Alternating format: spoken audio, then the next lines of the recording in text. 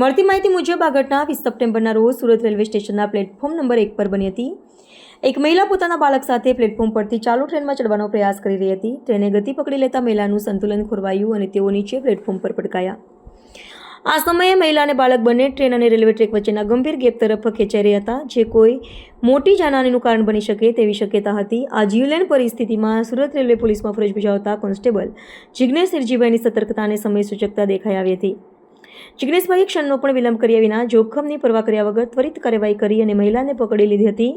તેમની સાથે જ ત્યાં હાજર એક અન્ય પેસેન્જર પણ તાત્કાલિક મદદ માટે દોડી આવ્યા હતા।